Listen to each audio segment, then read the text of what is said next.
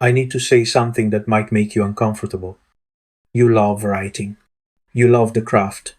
You love disappearing into a story, finding the perfect sentence, creating something from nothing. That is beautiful. That is why you started. But it is also why you are stuck. Because somewhere along the way, you decided that loving the art meant you could ignore the business. You told yourself that if the work was good enough, it would find its audience. That marketing was for sellouts. That thinking about money was beneath you. And now you are wondering why your brilliant book is sitting at 200 sales, while someone with half your talent is making 6 figures. Welcome back to Unseen Author Journeys. In episode 5, we talked about what authors actually earn. In episode 6, we talked about building income beyond the book. Today, we are going deeper. Because before you can build workshops, courses, speaking careers, or consulting practices, you need to rewire something more fundamental. Your identity. Today, we are talking about the mindset shift that separates authors who survive from authors who thrive. This is the episode where we stop being artists and start being entrepreneurs. And if that sentence made you cringe, this episode is especially for you. Let me describe a pattern I see constantly. Someone writes a book, they pour years into it. They revise it dozens of times. They get it published, whether traditionally or independently. And then they wait. They wait for readers to discover it. They wait for word of mouth to spread. They wait for the algorithm to bless them. They wait for lightning to strike. Months pass. Sales trickle. And they conclude that the market does not appreciate good writing, that readers are shallow, that the system is broken. Maybe they write another book. Same process, same result. After a few years, they either quit or accept that writing will never pay the bills. They keep their day job, they write on weekends, they tell themselves this is just how it is for artists. Here is what they never consider. The problem was not their writing. The problem was not the market. The problem was not the system. The problem was their identity. They thought of themselves as artists, and artists create. They do not sell. So they never learned to sell. They never learned to position their work. They never learned to build an audience. They never learned to communicate the value of what they made. They assumed the work would speak for itself. It does not. It never has. It never will. The best book in the world, sitting in a drawer, changes no one. The best book in the world, with no marketing, reaches no one.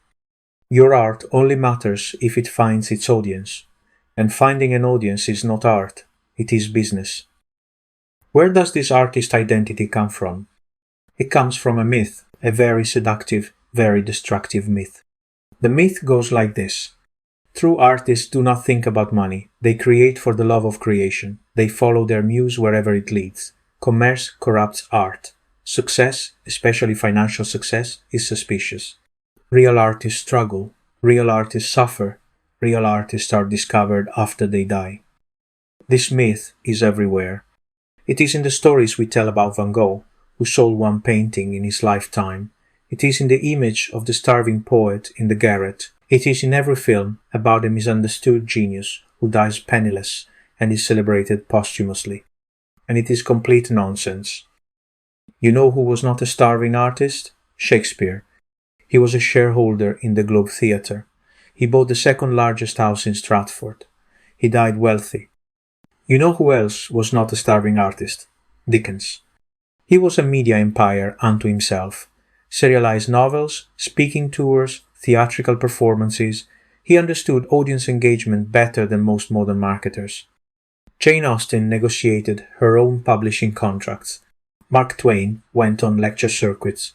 Hemingway cultivated his personal brand relentlessly. The artists we remember as pure creators were, almost without exception, savvy business people. The romantic myth of the suffering artist is a 20th century invention, mostly perpetuated by people who benefit from artists not understanding their own value. Publishers benefit when authors do not negotiate. Agents benefit when authors do not understand contracts. Platforms benefit when creators do not know their worth. The myth keeps you passive. It keeps you waiting. It keeps you hoping someone else will handle the business so you can stay pure. But no one is coming to save you. You have to save yourself.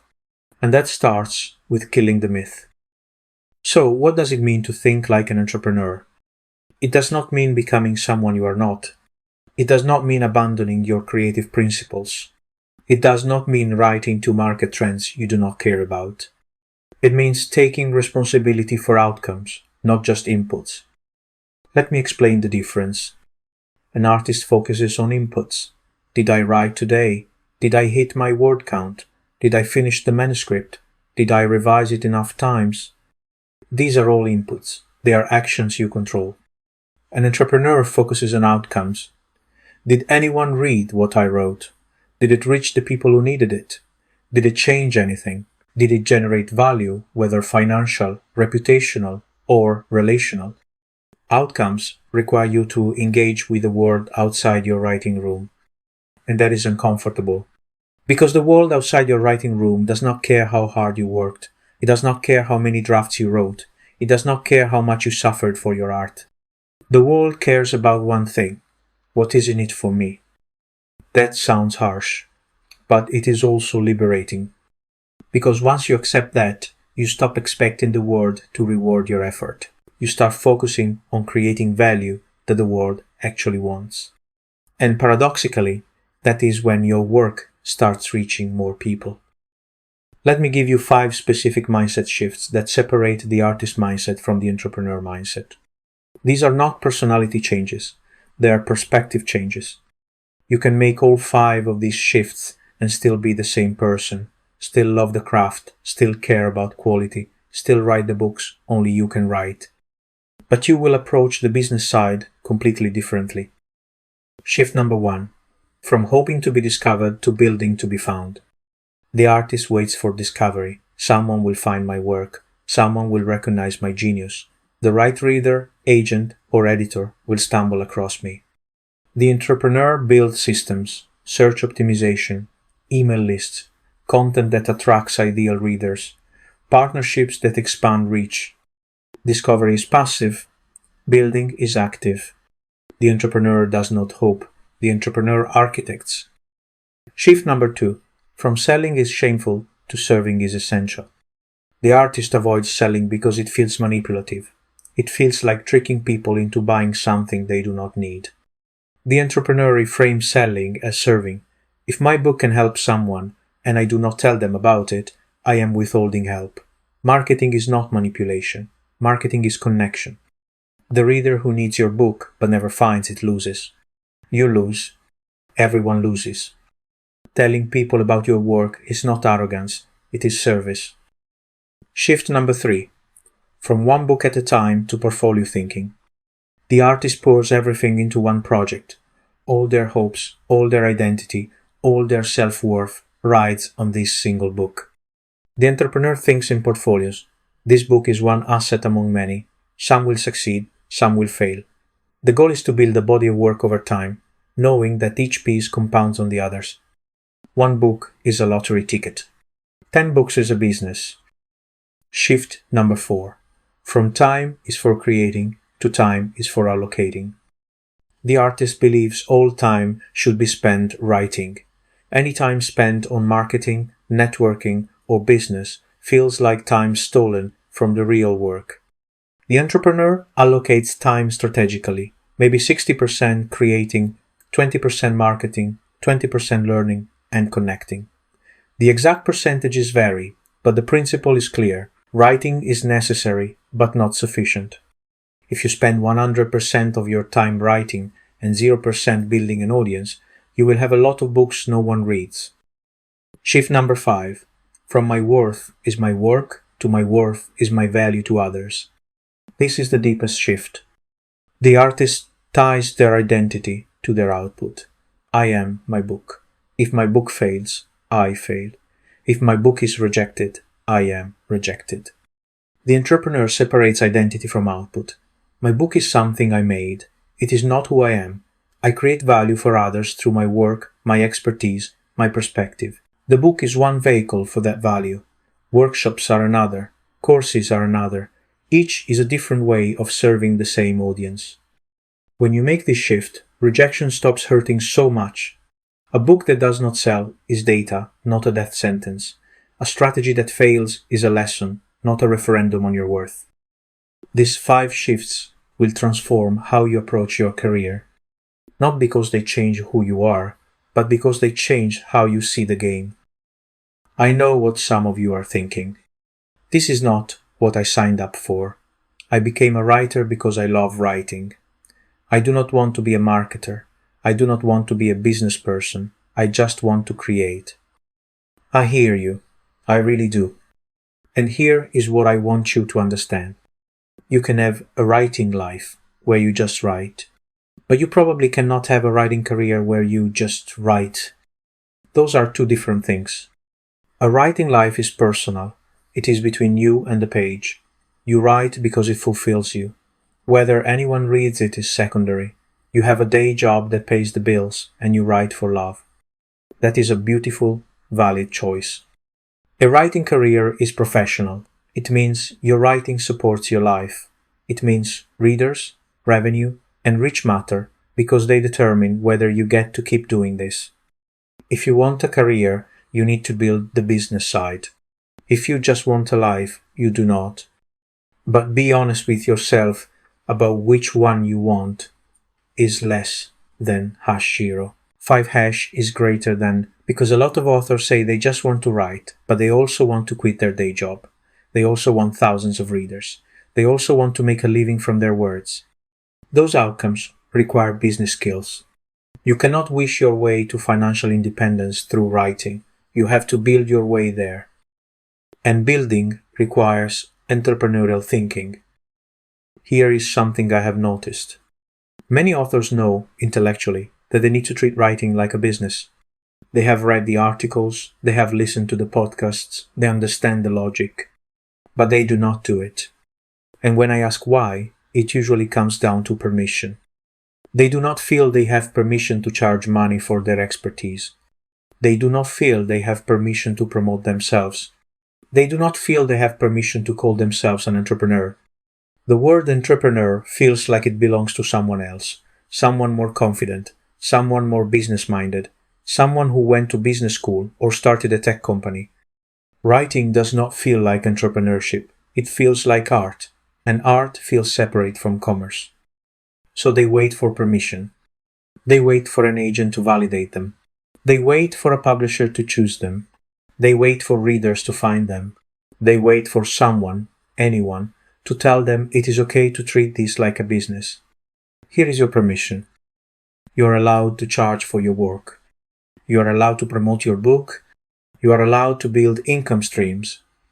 You are allowed to think strategically. You are allowed to call yourself an entrepreneur. No one else is going to give you this permission. You have to give it to yourself. Let me reframe something that trips up a lot of authors. When you market your book, you are not selling paper and ink. You are not even selling words on a page. You are selling a transformation. Every book promises a transformation. A thriller promises to take you from bored to breathless. A romance promises to take you from lonely to believing in love. A business book promises to take you from confused to capable. A memoir promises to take you from disconnected to understood. Your book is a vehicle for change. When you understand this, marketing stops feeling sleazy. You are not pushing a product. You are offering an experience. You are not manipulating people. You are inviting them on a journey. You are not bragging. You are helping them find what they are looking for. The reader who discovers your book and finishes it transformed, that reader is grateful. They are not annoyed that you marketed to them. They are glad you did. Marketing is matchmaking. You are trying to connect the right readers with the right book. Your job is to be visible enough that the people who need your work can find it. That is not shameful. That is service. Let me get specific about the business decisions authors tend to avoid. These are the questions that make artists uncomfortable, but entrepreneurs answer without hesitation. Question 1. Who is my ideal reader? Artists resist this question because it feels limiting. My book is for everyone. I do not want to exclude anyone, but books for everyone reach no one. The entrepreneur gets specific. My ideal reader is a 35-year-old professional woman going through a career transition who reads literary fiction with strong female protagonists and discovers books through Instagram recommendations. Specificity is not limitation. Specificity is focus. Question 2. What is my book's positioning? Artists resist this because it feels reductive. My book is unique. It cannot be compared to anything else. But readers navigate by comparison. They need to know where your book fits in the landscape they already understand. The entrepreneur positions clearly. It is like this popular book meets that popular book, but with this unique twist. Positioning is not selling out. Positioning is communication. Question 3. What is my revenue goal? Artists resist this because it feels mercenary. I do not write for money. But without a revenue goal, you cannot make strategic decisions. You do not know whether to invest in advertising. You do not know whether a speaking engagement is worth your time. You do not know when to say yes and when to say no. The entrepreneur sets a number. This year, I want to earn £20,000 from my writing. That breaks down to this many book sales, this many course students, this many speaking engagements. Revenue goals are not greed. Revenue goals are clarity. Question 4. What is my time worth? Artists resist this because time feels infinite. I will just work harder. I will just do more. But time is finite. Every hour spent on one thing is an hour not spent on something else. The entrepreneur calculates. If my revenue goal is £20,000 and I have 1,000 hours available for work, my time is worth £20 per hour. Any task I can outsource for less than £20 per hour, I should outsource. Knowing your time value is not cold, it is strategic. Question 5. What am I willing to stop doing? This might be the hardest one. Artists want to do everything. Every opportunity feels precious. Every invitation feels like validation. The entrepreneur subtracts. What is not working? What is draining time without returning value? What should I stop doing so I can focus on what matters? Sometimes the most entrepreneurial thing you can do is quit something. Here is where it gets practical. Entrepreneurial thinking is not just about mindset. It is about systems. A system is a repeatable process that produces consistent results. Artists work in bursts. Inspiration strikes. They create in a frenzy, then nothing for weeks. Entrepreneurs build systems. They create processes that work whether they feel inspired or not. They design their business to function predictably. What does this look like for an author? A writing system, same time every day, same number of words, same process for revision. You do not wait for inspiration. You show up and do the work. A marketing system. Every book launch follows the same template. Email sequence, social media posts, outreach to reviewers. You do not reinvent the wheel each time. A content system. One piece of long-form content per week becomes social posts, email newsletters, and podcast episodes. You create once and distribute many times. A financial system. Income tracked monthly. Expenses categorized. Taxes set aside automatically. You know your numbers without having to think about them. Systems are boring. That is the point. Boring systems free up creative energy for the work that actually matters. When your marketing runs on autopilot, you have more mental space for writing. When your finances are organized, you spend less time worrying about money. When your processes are documented, you can delegate or automate. The entrepreneur builds the machine, then the machine does the work. Let me tell you why this mindset shift matters so much. It is not just about making more money, though you probably will. It is about compounding. Every entrepreneurial action you take compounds over time. The email list you build today will sell books for years. The course you create once will generate income repeatedly. The positioning you develop will attract opportunities you cannot predict. The systems you design will free up time that multiplies. Artists work linearly. One book, then another book, then another book. Each starts from zero. Entrepreneurs work exponentially. Each project builds on the last. Each asset creates leverage for the next. Each year is easier than the year before because the foundation keeps growing. This is the real reason to make the mindset shift. Not because business is better than art, not because money is more important than meaning, but because entrepreneurial thinking creates freedom. Freedom to write what you want. Freedom to say no to projects that do not serve you. Freedom to take creative risks because your financial foundation is solid. Freedom to keep doing this for decades instead of burning out in 5 years. The artists who last are the ones who figured out the business. The ones who stayed pure, most of them quit. I want to address marketing directly because it is the biggest sticking point for most authors. You can accept everything else I have said and still resist marketing. So let me offer a reframe that might help. Marketing is not about you. It is about your readers. When you market your book, you are not saying, "Look at me." You are saying, "This might help you." When you build an email list, you are not collecting fans for your ego. You are gathering people who want to hear from you. When you run an advertisement, you are not interrupting strangers. You are reaching people who are actively searching for what you offer. The best marketing does not feel like marketing. It feels like a friend recommending something good. It feels like discovering exactly what you needed. It feels like connection, not manipulation. And that is the kind of marketing you can do authentically. You do not have to become someone you are not. You do not have to use lazy tactics. You do not have to pretend to be something you are not. You just have to show up consistently, share your work generously, and trust that the people who need it will find it. That is permission-based marketing. That is marketing you can live with. Let me bring this together. You started writing because you love the craft. That love is precious. Do not let anything I have said diminish it.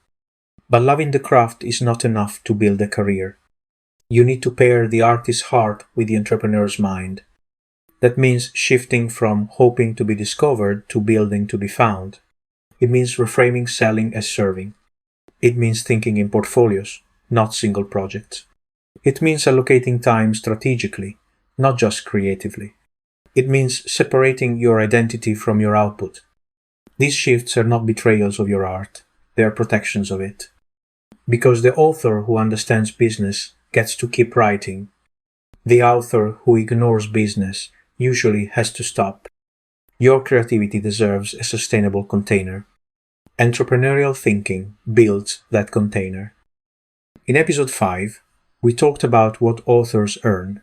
In episode 6, we talked about building income beyond the book. Today, we talked about the mindset that makes all of that possible. You are not just a writer anymore. You are a creative entrepreneur. And that is not selling out. That is stepping up. Before I go, one more thing. If you are working on a book right now, or thinking about starting one, I want to recommend something. I have a podcast called The Architect's Method. It is a 14-episode series on vision first writing. The core idea is that most writers fail because they start writing before they can see their complete story. They sit down with an idea, a character, maybe a scene, and hope the rest will reveal itself as they write. Sometimes it does. Most of the time, it does not. The Architect's Method teaches you to visualize your entire story before you write a single word. To build a complete architecture, chapter by chapter, scene by scene, before you type chapter 1. So when you sit down to write, you never face a blank page wondering what comes next, because you already see it. Episode 1 is available now. New episodes drop every Friday. You can find it on Spotify, link in the show notes. If the entrepreneurial mindset is about building your business, the Architect's Method is about building your book. They work together. Thank you for spending this time with me. If today's episode challenged you in a useful way, share it with a writer friend who needs to hear this. And if you have questions about making the mindset shift, my inbox is always open. Until next time, keep creating, keep building, keep showing up. See you in episode 8.